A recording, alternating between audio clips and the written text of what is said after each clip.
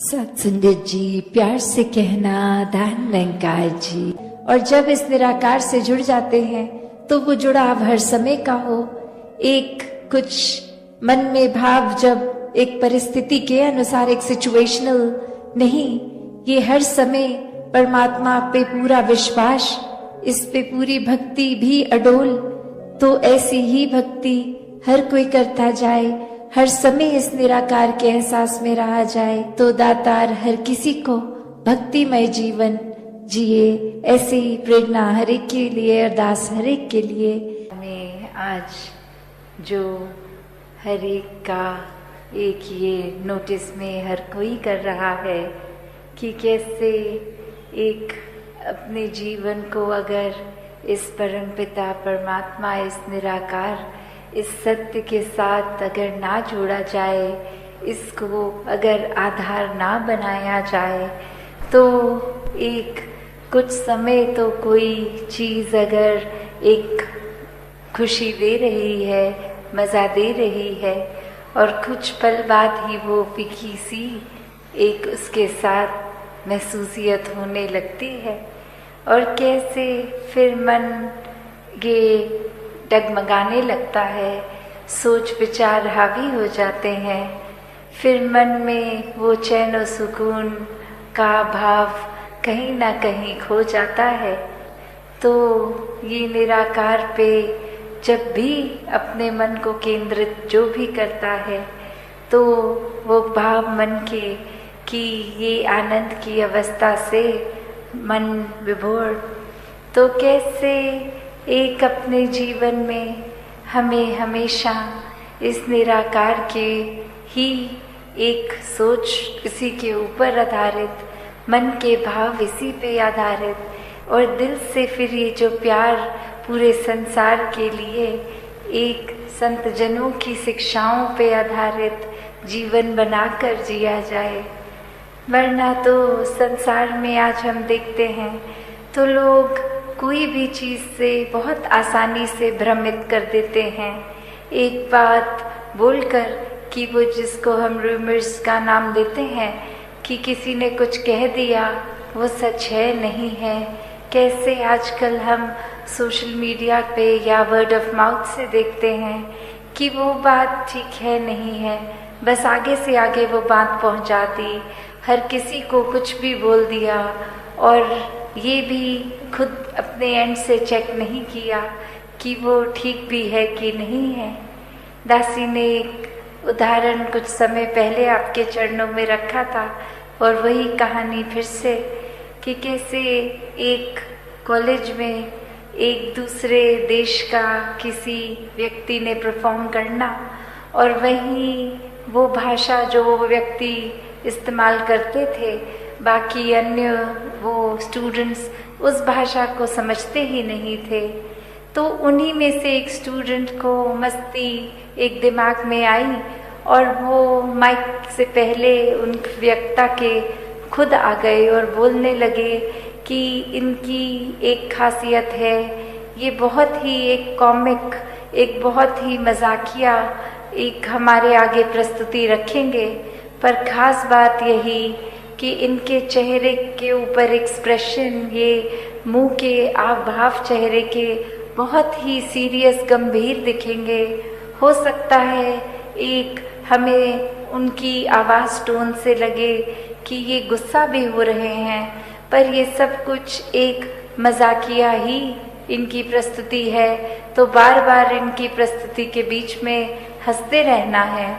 और ऐसा वो व्यक्ति बोलकर उतर गया, और अब वो परफॉर्मर आए, और वो जब अपनी एक स्पीच, एक अपना कला पेश करने लगे, तो सभी विद्यार्थी हंसने लग गए, और वही वो चेहरा और गंभीर होता गया कि मैं इतना सीरियस कोई मैसेज दे रहा हूँ, विद्यार्थी तो सभी हंस रहे हैं, पर वहाँ विद्यार्थियों के ऊपर ये प्रभाव उस एक स्टूडेंट का छोड़ा हुआ कि इसमें तो हंसना ही है, और पूरी परफॉर्मेंस में वो कहीं ना कहीं अपने आप से बीच में हंसते चले गए।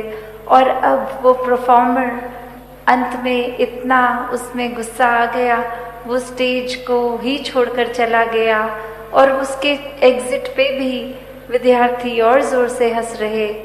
तो वो भाव क्या कि एक व्यक्ति ने कैसे एक हर एक को, जो बात तो कुछ ऐसी थी नहीं, वो परफॉर्मर भी कोई मजाकिया अदाकारी नहीं, कोई एक बहुत ही गंभीर मैसेज, सोशल मैसेज देने आया।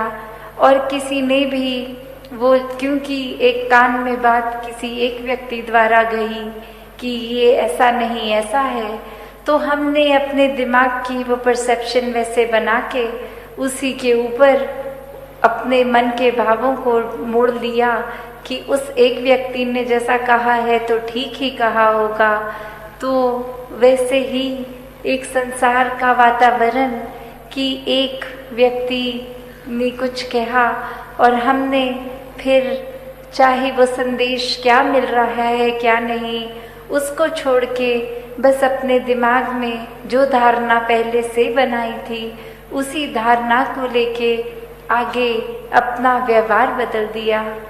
तो इस पूरे स्टोरी में जो भाव है कि दुनिया में तो एक भ्रमित करने वाले बहुत ही मिलेंगे। हर किसी ने अपनी मान्यताओं के, अपने एक्सपीरियंस और कुछ एक स्वभाव भी कभी कभी अड़चने डालने वाला किसी का, तो उसने अपने मुताबिक अपना फायदा देखते हुए ही एक ऐसा कह देना है कुछ, तो वो एक भ्रमित करने वाले तो हैं, पर वो गलती किसकी आती है जो वो भ्रम में पड़ जाए। जब हम ब्रह्मपुरुष होकर, एक ब्रह्मज्ञानी होकर, तो भी अगर हम भटक जाते हैं किसी के कुछ कहने पे, तो फिर ये चेतनता कहाँ है। अगर हम इस स्टोरी के केस में देखें तो फिर भी वो स्कोप हो सकता है कि वो भाषा नहीं समझते थे तो किसी ने जो कह दिया उसी को ही सच्चाई मान ली। यहाँ तो हम वैसे सब बुद्धिजीवी, ये चेतनता रखने वाले, फिर भी एक अपनी बुद्धि को परे रखकर अक्सर अफवाहों में पड़ जाते हैं। एक आगे से आगे वो कुछ ना कुछ मैसेज दे देते हैं। तो कैसे हमें हर समय ये अलर्टनेस, ये चेतनता, क्योंकि ब्रह्मज्ञानी है तो एक ब्रह्मज्ञानी होने का एक ड्यूटी, ये रिस्पॉन्सिबिलिटी भी है कि हर समय की चेतनता होनी है। ये ब्रह्मज्ञानी होने का मतलब ये नहीं कि हम इस जहाँ निराकार के आश्रय, इसके रंग में रंगे हर समय एक आराम से इसी के रंग में आराम से तैरते हुए हैं, गोइंग विद द फ्लो वाली भाव। तो फिर भी ये चेतनता तो एक कैरेक्टरिस्टिक है ब्रह्मज्ञानी का। ये कहीं भी नहीं है कि अगर आप एक भोले संत हैं, ब्रह्मज्ञानी हैं, तो आप चेतनता का प्रयोग नहीं करेंगे। नहीं, संत स्वभाव ही चेतनता का उसमें योगदान होता है कि संत कभी भी ऐसा कोई कार्य नहीं करते जो इस निराकार के एहसास या कोई एक अच्छी शिक्षाओं से विपरीत होता है। एक माइंडलेस एक्टिविटी में कभी कोई भी संत इंडल्ज नहीं करता। तो वो परख भी कि क्या ठीक है क्या गलत है, हर समय का वो डिसीजन बनाना, यह चेतनता ही एक उपयोग में आती है कि ये परमात्मा, ये मूल, ये जीवन में प्राप्त करना था, पर ये दुनिया अभी माया में ही हम उलझ के रह गए। और ऐसा ही एक उदाहरण कि एक इंसान ने एक बस में एक वॉलेट मिलता है किसी को और वो जोर से अनाउंसमेंट करता है कि ये किसी का ऐसा कुछ खोया है वॉलेट जिसमें बहुत सारे पैसे हैं। तो हर कोई कहता है कि हाँ हमारा वॉलेट खो गया। तो वो इस वजह से कहते हैं क्योंकि वो अनाउंसमेंट में कहा था कि वॉलेट में बहुत सारे पैसे हैं। तो आगे वो इंसान कहता है तो जिस वॉलेट में बहुत सारे पैसे थे वो खाली होकर मिला है, पैसे तो नहीं है, ये अब किसका है? तो कोई भी लेने को राजी नहीं है क्योंकि सबका लालच वो कि चाहे पैसे हमारे हैं नहीं पर वॉलेट मिल जाएगा तो पैसे भी मिल जाएंगे। तो माल वही कि मूल रूप में तो वो वॉलेट ही था, पर वो लालच के साथ चीज जुड़ गई। ऐसे ही मूल रूप में परमात्मा तो है, पर हम अक्सर इस परमात्मा को तभी याद करना चाहते हैं जब हमारी कोई इच्छा की पूर्ति आती है, या शरीर में दर्द है, या अन्य कोई और इस तरह बात, तो ही ये ध्यान आता है परमात्मा का कि ये क्राइसिस सिचुएशन है। तो जबकि ये परमात्मा से प्यार तो हर समय का होना चाहिए। तो ऐसा ही भाव, ऐसा ही प्यार हर किसी के दिल में तभी बन सकता है जब पूरी तरह इस परमात्मा से, इस निराकार से जुड़े। और जब इस निराकार से जुड़ जाते हैं तो वो जुड़ाव हर समय का हो।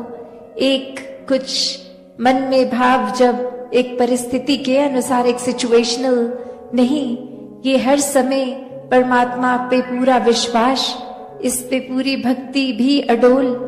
तो ऐसी ही भक्ति हर कोई करता जाए, हर समय इस निराकार के एहसास में रहा जाए, तो दातार हर किसी को भक्तिमय जीवन जिए। ऐसी ही प्रेरणा हर एक के लिए, अरदास हर एक के लिए मन में बिठा के जीवन को परिवर्तन करने के लिए।